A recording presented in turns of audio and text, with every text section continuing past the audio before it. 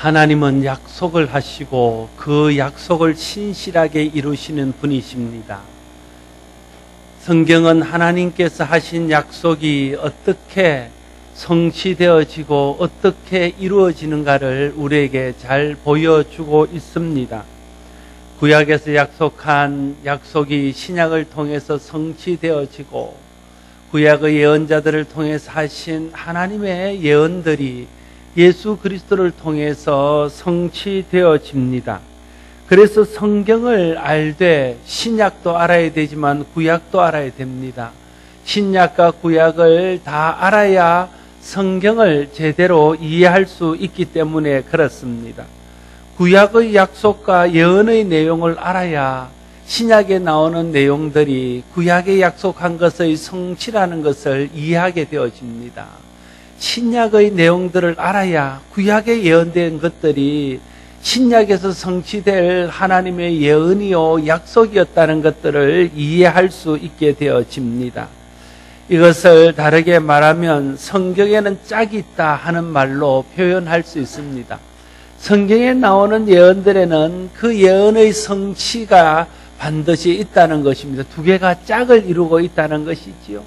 그래서 구약에 예언된 것들이 신약을 통해서 이루어지는 그 짝을 찾아보면 그 두 말씀이 합쳐져서 온전한 하나의 말씀으로 이해되어질 수 있다 하는 겁니다. 이걸 다른 말로 하면 성경은 스스로 해석한다 이렇게도 표현할 수 있습니다. 성경에 나타나 있는 예언들이 또 다른 성경을 통해서 해석되어진다는 것이지요.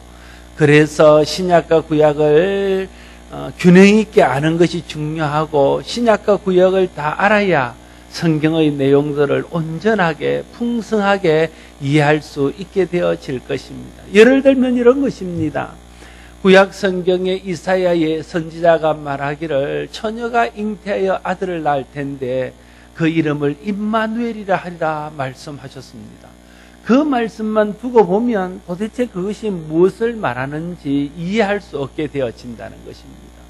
그런데 신약 성경으로 넘어와 보면 마리아라는 사람이 하나님의 성령의 능력을 덧입어 처녀가 잉태하여 아들을 낳고 그 이름을 예수라 했다는 거예요. 그 말씀을 통해서 이사야의 말씀이 비로소 이해되어지고 또 이 신약의 성경만 안다면 도대체 처녀가 잉태하여 아들을 낳았다는 것이 말이 안 되고 또 그것이 우리에게 무슨 의미가 있는가 이렇게 물을 때에 구약에 있는 이사야 예언을 통해서 하나님께서 이 땅에 메시아를 보낼 때에 이런 특별한 하나님의 방법으로 보내도록 미리 약속하셨구나 하는 것들을 깨닫게 되어져서 성경이 이해되어지고 성경이 깨달아지게 되어진다는 것입니다. 이디오피아 내시가 예루살렘에 예배를 하러 왔다가 내려가는 길에 이사야서를 읽고 있었습니다. 근데 그 이사야서를 읽으면서 그 이해가 안 되는 거예요. 이사야의 내용이 도대체 누구를 두고 하는 말이냐는 거예요. 그럴 때에 하나님이 빌립을 그에게 보내지 않습니까? 그리고는 예수 그리스도에게 일어난 일들을 이야기함으로 그로 하여금 이사야서가 온전히 이해되어지고 그를 통해서 예수가 그리스도임을 받아들여서 거기서 믿고 고백하고 세례를 받는 역사가 있었던 것을 보게 되어집니다. 이것이 성경을 통해서 성경을 해석하는 것이고 하나님께서 예언하신 것은 하나님의 성취를 통해서 풀어진다는 것을 보여주는 좋은 예라 할 것입니다. 오늘 본문도 그런 내용 중에 하나입니다. 구약의 예언이 신약에서 어떻게 성취되어졌는가 하는 것을 보여주는 내용입니다. 오순절날 제자들이 성령의 충만함을 입고 각자 다른 방언으로 말하기 시작하자 사람들이 그들을 조롱하기를 새술에 취했다 이렇게 말했습니다. 그때 베드로가 말하기를 우리는 술에 취한 것이 아니라 구약에 예언된 일들이 성취된 것을 너에게 보이는 것이다 이렇게 말하고 있는 것입니다. 14절로 16절 말씀에 보면 베드로가 11 사도와 함께 서서 소리를 높여 이르되 유대인들과 예루살렘에 사는 모든 사람들아 이 일을 너희로 알게 할 것이니 내 말에 귀를 기울이라. 때가 제3신이 너희 생각과 같이 이 사람들이 취한 것이 아니니라. 이는 곧 선지자 요엘을 통하여 말씀하신 것이니 일러스되 이렇게 말하고 있습니다. 지금 일어나고 있는 예루살렘에서의 성령의 역사는 이미 하나님께서 요엘 선지자를 통해서 예언했던 일이고 그 예언이 지금 때가 되어서 성취되고 있는 것을 유대인 너희들이 보고 있는 것이다. 그렇게 설명하고 있는 것입니다. 먼저 오늘 이 말씀을 통해서 성령 충만을 받게 될 때에 어떤 현상들이 나타나고 성령 충만을 받은 사람들이 어떻게 변화되어지는가 하는 것을 볼 수 있습니다. 성령 충만을 받은 제자들이 담대해졌습니다. 예수님이 십자가에 잡혀갈 때에 모든 제자들이 다 도망을 갔습니다. 예수님을 버리고 도망을 갔습니다. 예수님과 함께 죽을지언정 예수님을 부인하지 않겠다 했던 베드로도 예수님을 모른다고 3번씩이나 부인했습니다. 예수님이 부활했다는 소식을 전할 때에도 그들은 두려워서 문을 안으로 걸어 잠그고 꼼짝하지 못하는 상태로 있었습니다. 그런데 오늘 제자들에게 보여지는 모습은 그 모습과 너무나 다른 모습입니다. 그들은 사람을 두려워하지 않고 길거리에 나가서 서서 담대히 예수 그리스도의 부활을 증거하기 시작합니다. 그들에게 두려움이 사라졌습니다. 어떻게 그들에게 두려움이 사라졌을까요? 성령 충만을 받고 두려움이 사라졌습니다. 성령이 누구십니까? 성령은 하나님의 영이십니다. 하나님의 영이신 성령께서 영으로 그들 마음속에 들어와서 그들과 함께 하시고 그들을 보호하시고 그들을 인도하시고 그들 가운데에 계신다는 것을 그들이 깨닫게 되어질 때에 두려움이 사라지게 되어지고 그래서 그들은 담대하게 되어진 것입니다. 오늘 우리도 성령 충만을 받아야 담대하게 되어질 수 있습니다. 사람을 두려워하고 세상을 두려워하는 데서 벗어날 수 있습니다. 영이신 하나님이 우리와 함께 하시고 우리를 도우시고 우리를 지킨다는 것을 확신할 수 있으면 세상이 두렵지 않습니다. 사람이 두렵지 않습니다. 왜 우리가 사람을 두려워합니까? 왜 우리가 세상을 두려워합니까? 성령 충만하지 못해서 그렇습니다. 하나님이 우리와 함께 하신다는 것, 하나님이 나를 어떤 순간 어떻게 지키신다는 것, 하나님이 끝까지 나를 놓지 않고 나를 보호하신다는 것에 대한 확신이 부족하기 때문에 순간순간 두려움에 빠지고 순간순간 염려하게 되어지는 것입니다. 그래서 성령 충만을 받아야 됩니다. 성령 충만을 받아서 우리 속에 하나님이 계시고 하나님이 나와 항상 동행하시고 나를 지키시고 나를 보호하시고 나를 인도하신다는 확신이 분명해지면 세상이 두려워지지 않고 사람이 두려워지지 않는 담대한 사람이 될 줄로 믿습니다. 저와 여러분이 성령 충만해서 세상을 두려워하지 않고 사람을 두려워하지 않는 담대한 믿음의 사람들이 될 수 있기를 바랍니다. 또한 성령 충만을 받은 제자들은 담대히 복음을 전했습니다. 성령 충만하게 될 때 복음을 증언하는 증인이 될 것이라고 이미 예수님이 사도행전 1장 8절에서 말씀하셨습니다. 복음은 누구나 전할 수 있습니다. 그렇지 않습니까? 복음의 내용은 너무나 단순하고 간단하기 때문에 그렇습니다. 예수 믿으면 구원받는다는 것이 복음입니다. 예수님이 우리의 죄를 대신하여 십자가를 지셨고 그 공로를 믿음으로 덧입는 사람은 죄와 사망에서 벗어나서 영생을 얻을 수 있다는 것이 복음입니다. 그걸 우리는 다 알고 있습니다. 그래서 누구나 복음을 전할 수 있습니다. 그러나 여러분 또 누구나 복음을 전할 수 있는 것은 아닙니다. 여러분이 복음을 알고 있지만 그 복음을 쉽게 전할 수 있던가요? 복음을 잘 전하지 못합니다. 왜 그렇습니까? 담대함이 부족해서 그렇습니다. 대부분의 경우에 복음을 전하지 못하는 것은 사람들을 두려워하고 그 사람들로부터 받을 반대와 내가 복음을 전했을 때 그들에게 나타나는 반응으로 인해서 내가 받을 상처나 이런 것들을 두려워하기 때문에 담대하게 복음을 전하지 못하게 되어진다. 그런데 사도행전에 나타난 초대교회 성도들은 성령이 임하자 그들이 담대하게 주의 복음을 전할 수 있었습니다. 왜냐하면 성령이 임할 때에 그 성령으로 인하여 능력이 그들 가운데 임했기 때문에 그렇습니다. 오직 성령이 너희 임하시면 너희가 권능을 받고 예루살렘과 온 유대와 사마리아와 땅끝까지 이르러 내 증인이 되리라 하신 그 주님의 말씀처럼 성령이 임할 때에 우리의 연약함을 커버할 수 있는 담대한 능력이 우리 가운데 들어오게 되고 그 능력으로 담대해져서 주의 복음을 두려움 없이 전할 수 있는 사람들이 되었다 하는 것입니다.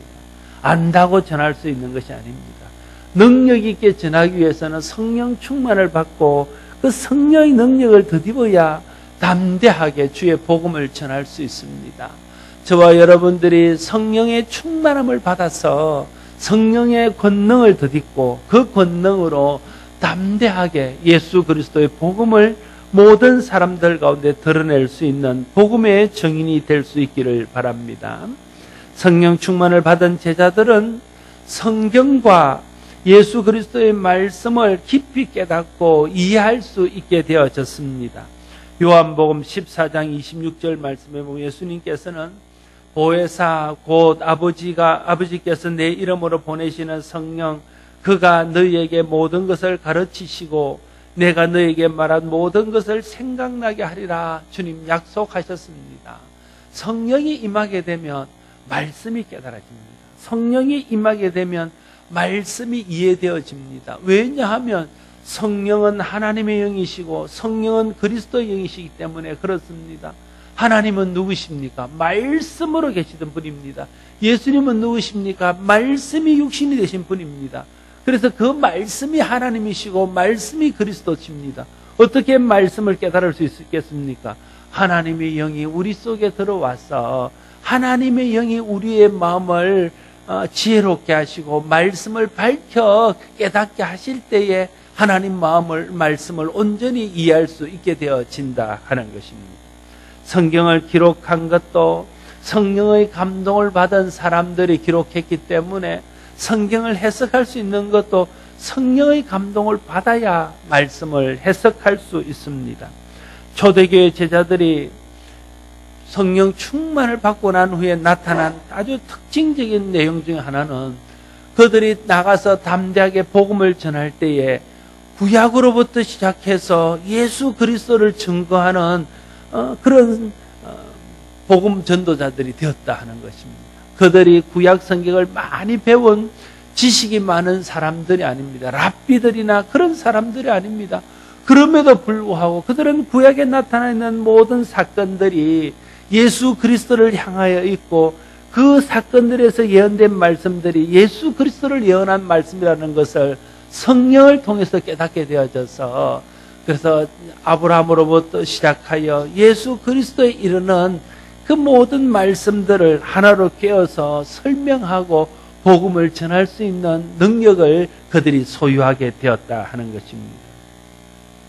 베드로도 성령 충만을 받은 후에 자신이 일어난 성령 충만의 역사가 구약에 나타난 요엘의 예언이 그대로 성취된 것이라는 것을 깨달아 알게 되었다 하는 것이지요.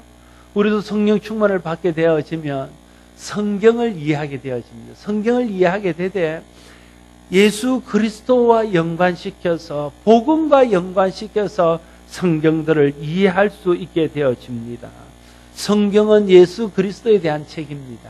구약 성경도 신약 성경도 예수 그리스도를 드러내는 책입니다.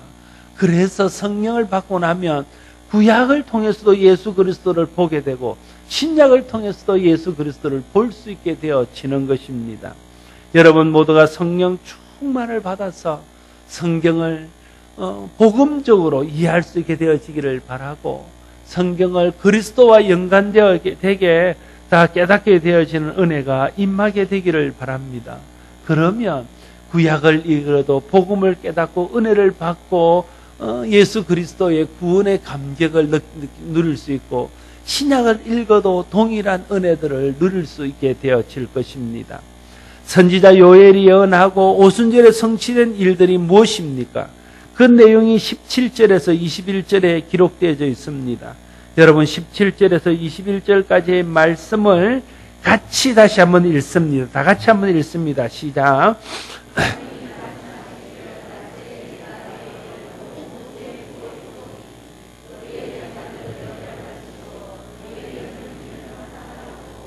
너희의 늙은이들은 꿈을 꾸리라. 그때에 내가 내 영을 내 남종과 여종에게 부어주리니 그들이 예언할 것이요 또 내가 위로 하늘에서는 기사를 아래로는 땅에서는 징조를 베풀리니 곧 피와 불과 연기로다. 주의 크고 영원한 날이 이르기 전에 해가 변하여 어두워지고 달이 변하여 피가 되리라. 누구든지 주의 이름을 부르는 자는 구원을 얻으리라. 아멘. 요엘을 통해 주신 언약 혹은 예언의 내용은 말세에 하나님께서 모든 사람들에게 주의 영을 부어주시겠다 하는 것입니다. 어린 아이에게도 부어주시고 청년들에게도 부어주시고 젊은 사람들에게도 부어주시고 나이가 많은 사람에게도 부어주시겠다는 겁니다. 신분을 초월해서 남종에게도 부어주시고 여종에게도 부어주시겠다는 것입니다. 모든 사람에게 주의 영이 임하고 모든 사람들이 성령을 받을 수 있도록 해 주시겠다는 것이 성경이 요엘을 통해서 약속하신 바입니다. 모든 사람이 성령을 받아야 됩니다. 어른들만 성령 받아야 되는 것이 아니라 아이들도 성령을 받아야 됩니다. 청년들도 성령을 받아야 됩니다. 주님 나라 가기를 기다리고 있는 연세가 많은 사람도 성령을 받아야 됩니다. 모든 사람들이 성령을 받아야 성령으로 말미암아 예수를 그리스도로 고백할 수 있고 성령으로 말미암아 하나님의 뜻과 말씀을 깨달을 수 있고 성령으로 말미암아 사단을 이기며 끝까지 믿음을 지킬 수 있기 때문에 그렇습니다. 그래서 하나님은 모든 사람들에게 말세에 하나님의 영을 부어주시겠다 약속하고 있는 것입니다. 그 증거를 오순절 처음 마가의 다락방에서 성령을 받은 사람들을 통해서 보여주셨습니다. 마가의 다락방에 120여 명의 사람들이 있었습니다. 급하고 강한 바람 같은 성령이 임하는데 모든 사람들에게 불의 혀같이 갈라지는 성령이 다 임해서 모든 사람이 다 성령 충만을 받았다. 이렇게 성경은 기록하고 있습니다. 기다리는 사람, 믿음으로 주님 앞에 사모하는 사람, 구하는 사람에게 다 성령을 주신다는 것이 하나님의 약속입니다. 그러므로 우리는 다 성령 받을 수 있습니다. 다 성령 충만을 받을 수 있습니다. 다 성령 받아야 됩니다. 다 성령 충만을 받아야 됩니다. 성령 받고 성령 충만을 받아야 그래야 하나님을 알고 하나님의 말씀을 알고 하나님의 뜻을 알고 구원의 도를 온전하게 깨닫게 되어져서 하나님의 은혜를 누리며 그 은혜를 드러내어 증거하며 사단과 싸워 이기며 믿음을 지켜 주님 나라에 이를 때까지 이 길을 갈 수 있게 되어질 것입니다. 여러분이 주님 앞에 구하여 하나님의 영이시고 모든 사람에게 부어주시마 약속하시던 성령을 받게 되기를 바라고 성령을 받으시되 충만하게 받는 은혜가 있게 되어지기를 바랍니다. 또한 성령이 임하면 자녀들은 예언하며 젊은이들은 환상을 보고 늙은이들은 꿈을 꿀 것이라 말씀하고 있습니다. 자녀들과 젊은이들과 연세든 사람들이 다 성령의 충만을 받고 예언하며 환상을 보며 꿈을 꾸게 될 것이라는 것입니다. 여러분 성령이 임하고 성령 충만을 받게 되면 모든 사람이 예언할 것이다 말하고 있습니다. 그런데 성경이 말하는 예언은 우리가 알고 있는 그 예언, 세상 사람들이 말하고 있는 예언과는 좀 다른 의미입니다. 그래서 성경이 우리 예언이라 쓸 때도 한자로 미리 예자 말씀은 자 예언을 쓰는 것이 아니라 맡을 예자 말씀은 자를 써서 말씀을 맡아서 그 말씀을 수종대로 하나님의 뜻대로 드러내고 증거하는 것을 예언이라고 말하고 있습니다. 다시 말하면 성령이 우리 가운데 임하게 되면 하나님의 말씀이 깨달아지고 하나님의 뜻이 깨달아집니다. 그래서 우리가 깨달은 하나님 말씀, 우리가 깨달은 하나님의 뜻을 적절한 때에 적절한 사람에게 증거하는 것, 그것이 오늘 성경이 말하는 예언이라는 거예요. 그래서 구약의 예언자들은 자기 말하는 사람이 없습니다. 내가 밤에 꿈을 꾸었더니 갑자기 이런 일이 있었다 이러면서 그걸 이야기하는 사람 없습니다. 구약의 예언자들은 철저하게 말하기를 여호와께서 내게 말씀하셨느니라, 여호와께서 너희들에게 말씀하셨느니라, 이스라엘아 들으라, 만군의 여호와 이스라엘 하나님이 말씀하시느니라, 이렇게 계속해서 이야기하고 있는 것입니다. 하나님의 말씀을 먼저 듣고 하나님의 말씀을 먼저 깨달은 사람이 그 하나님 말씀을 전하는 것이 성경이 말하는 예언이었다는 겁니다. 오늘도 성령이 우리 가운데 임하게 될 때에 하나님의 말씀이 깨달아지고 하나님의 뜻이 깨달아지는 은혜가 있게 되어질 것입니다. 그리고 그 하나님이 우리에게 깨닫게 하신 말씀을, 그 하나님의 깨닫게 하신 하나님 뜻을 드러낼 때에 그걸 통해서 하나님의 말씀이 세상에 드러나는, 그걸 이름하여 성경은 예언이라고 말합니다. 그러한 것에 특별한 은사가 있는 사람은 예언의 은사를 받은 사람입니다. 그러나 오늘 본문에 보면 성령이 임하면 사람들이 예언을 할 것이라는 거예요. 하나님 말씀을 깨닫고 하나님의 뜻을 깨달아서 하나님의 말씀을 드러내게 될 것이다 말합니다. 이걸 좀 다르게 표현하면 이렇게 말할 수 있습니다. 하나님의 영이 임하고 성령의 충만함을 받으면 우리의 말이 바뀌는 내 말, 세상 말, 이런 것 하던 사람이 하나님의 말, 하나님의 뜻을 드러내는 말을 하는 사람으로 바뀌게 된다는 겁니다. 세상 일을 말하던 사람이 하나님의 나라 일을 말하는 사람으로 바뀐다는 것입니다. 내 유익과 내 만족을 위한 말을 하던 사람이 하나님의 영광과 이웃의 만족을 위해서 말하는 사람으로 바뀌게 되어진다는 것입니다. 자기 생각만 내세우고 자기 주장만 내세우고 자기 뜻만 내세우던 사람들이 하나님의 생각을 말하고 하나님의 명령을 말하고 하나님의 뜻을 말하는 사람으로 바뀌게 되어진다 하는 것입니다. 성령 충만해야 말이 바뀝니다. 말이 바뀌어야 하나님의 뜻을 말을 통해서 드러낼 수 있습니다. 여러분 모두가 성령 충만을 받고 하나님의 말씀이 깨달아지고 하나님의 뜻이 깨달아져서 그 말씀, 그 뜻을 필요한 사람들에게 필요한 곳에 전할 수 있기를 바랍니다.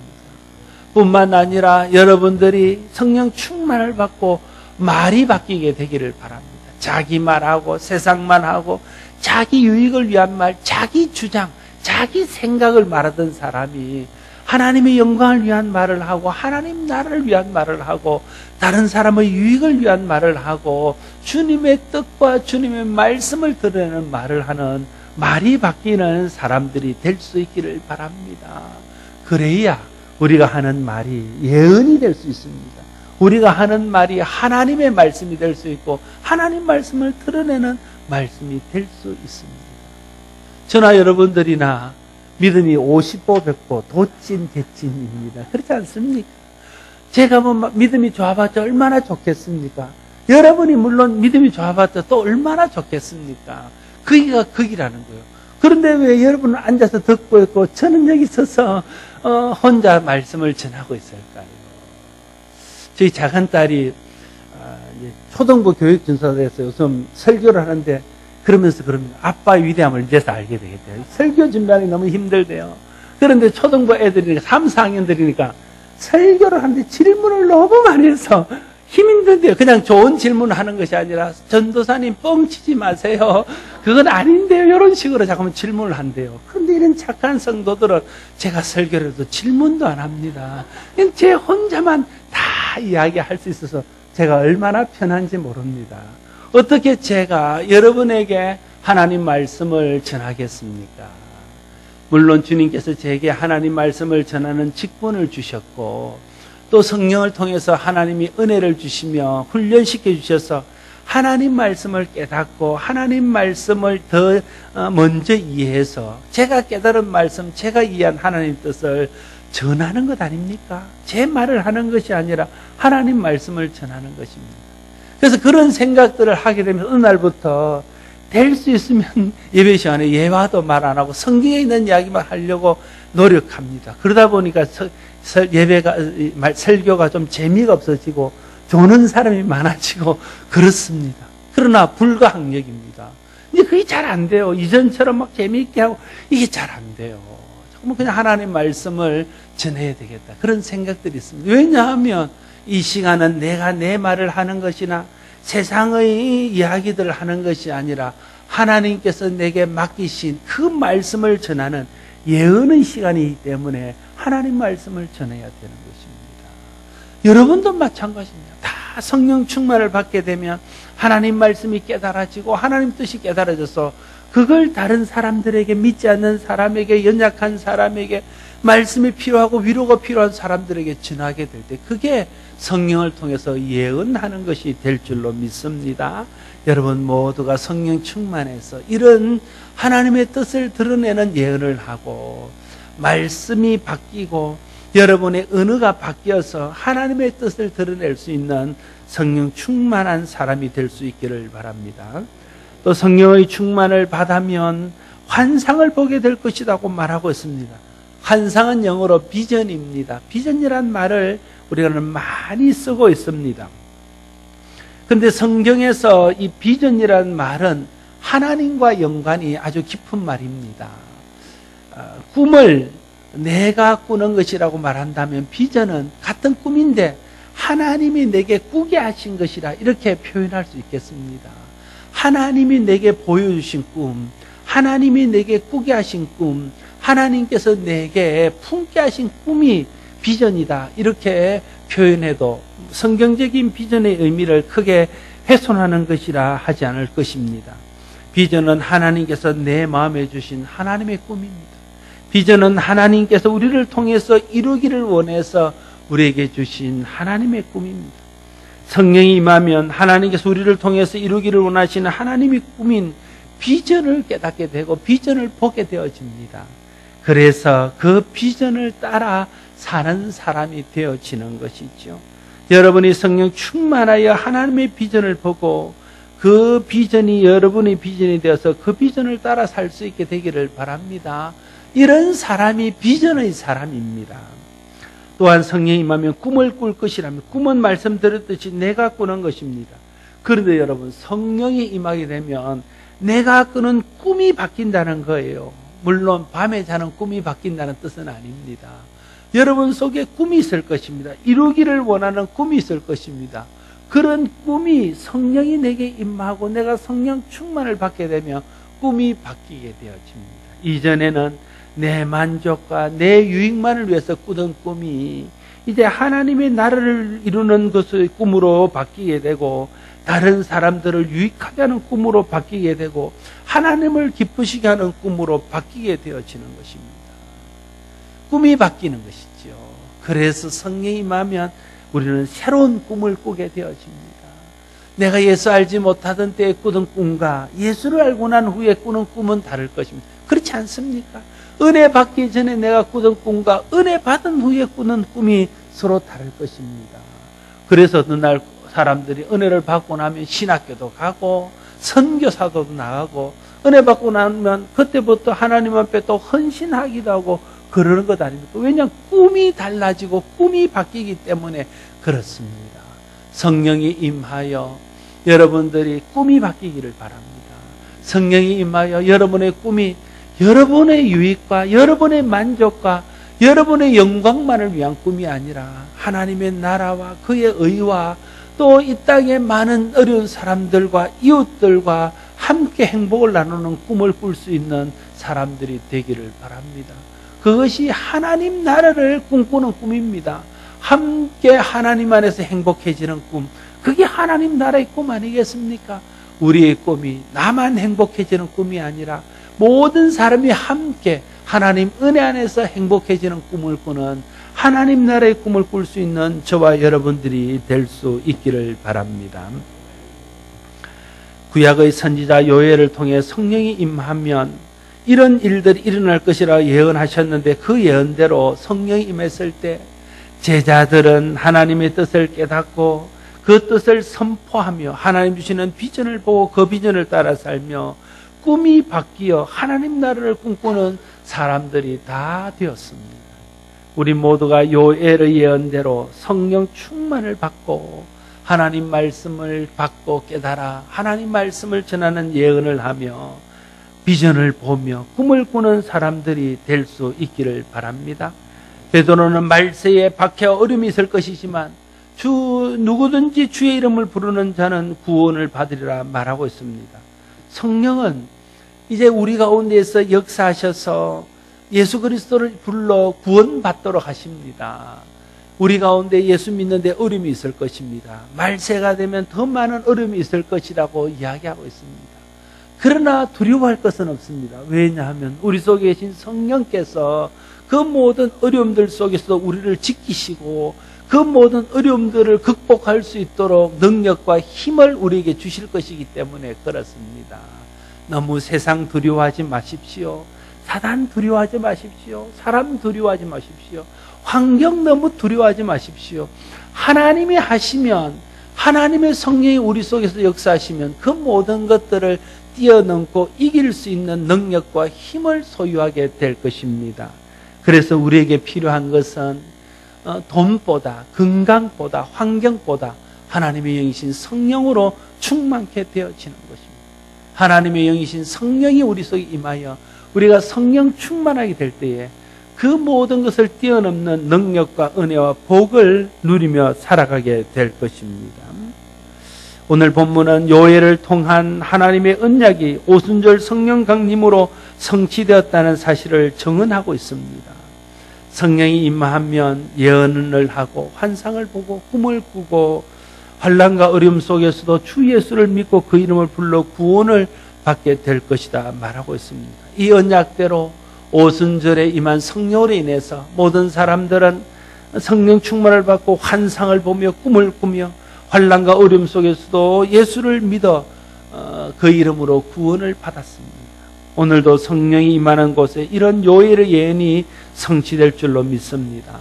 먼저는 저와 여러분 속에 성령 충만함이 임하여 우리가 예언하고 또 환상을 보며 꿈을 꾸고 주의 이름을 불러 구원받는 은혜가 있기를 바랍니다. 뿐만 아니라 아직도 예수 그리스도를 알지 못하는 자들에게 복음을 전해서 그 복음을 듣고 믿는 사람들이 생겨나서 그들도 우리와 같은 구원의 은혜를 받을 수 있도록 하는 일에 증인이 되어야 될 것입니다.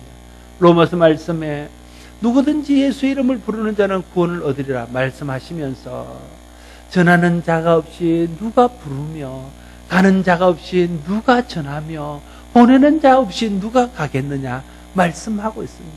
누군가 보내고 누군가 가고 누군가 전해야 그 이름을 듣고 그 이름을 믿고 그 이름을 알아서 그 이름을 부름으로 구원에 임할 수 있습니다. 우리 모두가 성령 충만을 받고 성령의 권능으로 예수 그리스도의 이름을 불러 구원에 이를 뿐 아니라 이제 예수 그리스도를 알지 못하는 자들에게 사람들을 보내고 또 우리가 가고 기도가 가고 물질이 가서 그들로 하여금 예수 그리스도의 이름을 알게 하고 그들이 예수 그리스도의 이름을 불러 구원받을 수 있도록 하는 일에 헌신하는 주의 복된 증인들 되는 우리 모두가 될 수 있기를 바랍니다. 기도하겠습니다. 아버지 하나님 은혜를 감사합니다. 우리에게 성령을 보내주셔서 성령 안에서 예수 믿게 하시고 하나님 말씀 깨닫게 하시고 주의 은혜와 보호하심 속에서 날마다 승리하며 살아갈 수 있도록 도와주시니 감사합니다. 우리가 성령 충만을 받고 담대해져서 사람을 두려워하지 않고 세상을 두려워하지 않고 주의 복음을 증거하는 증인되게 하여 주시고 하나님 말씀을 깨달아 예언하며 하나님 주시는 비전을 내 비전으로 삼고 하나님 주시는 꿈을 꾸며 그래서 구원의 은혜를 누릴 뿐 아니라 그 구원의 은혜를 많은 사람들이 드러내는 복된 믿음의 사람들, 성령 충만한 사람들, 하나님의 사람들 다 되게 하여 주시옵소서. 예수님 이름으로 기도드리옵나이다.